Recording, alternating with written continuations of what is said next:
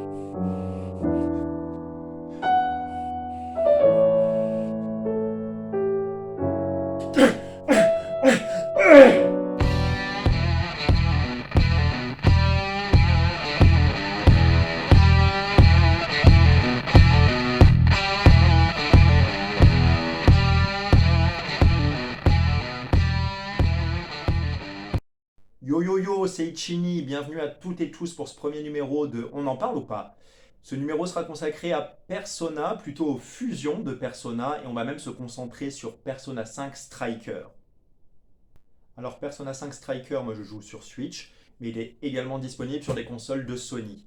Il faut préciser quand même que c'est la suite de Persona 5, même si d'un point de vue gameplay, on s'éloigne du RPG pour s'apparenter un peu plus à un action RPG, on va dire. Alors pour celles et ceux qui ne connaissent pas la licence, Persona c'est un JRPG qui est en fait un spin-off de la série principale Shin Megami Tensei.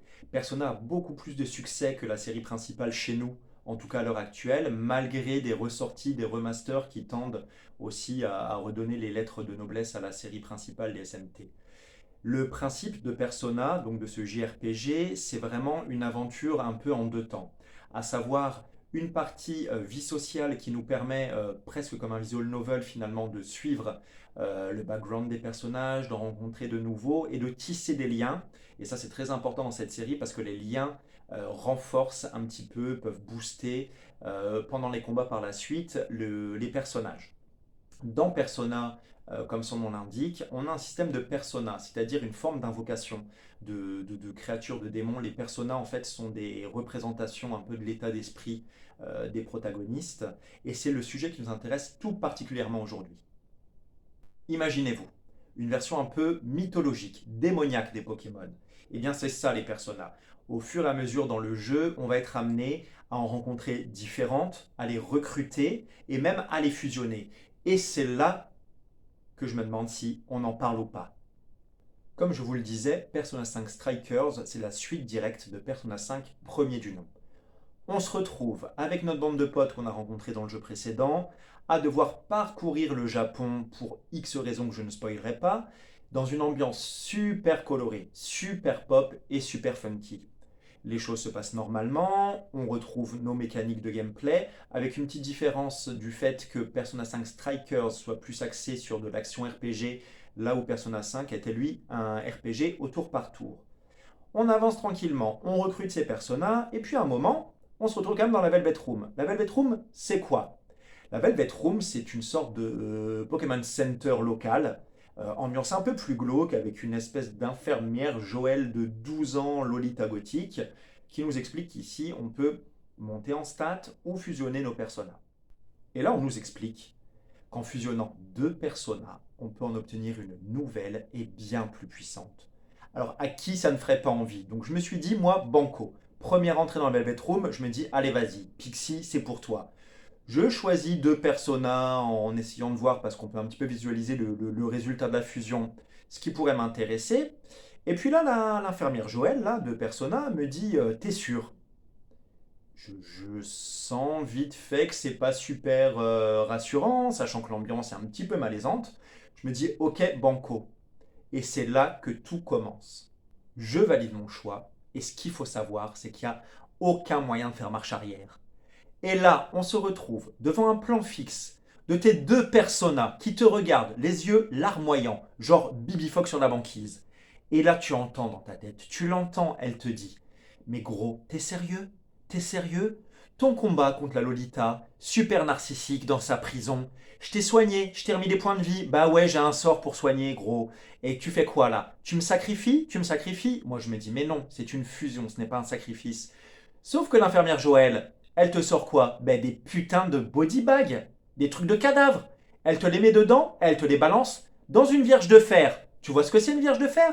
Ce que j'ai oublié de te préciser, c'est que pendant tout ce temps, à partir du moment où tu rentres dans la Velvet Room, t'as une musique mais super malaisante.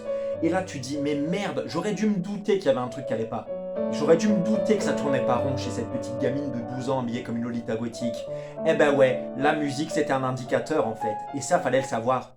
Mais genre t'imagines si dans Pokémon, tu devais prendre un Flamiaou, un Dracolos, et genre tu les réduis en purée pour pouvoir avoir Dracofeu.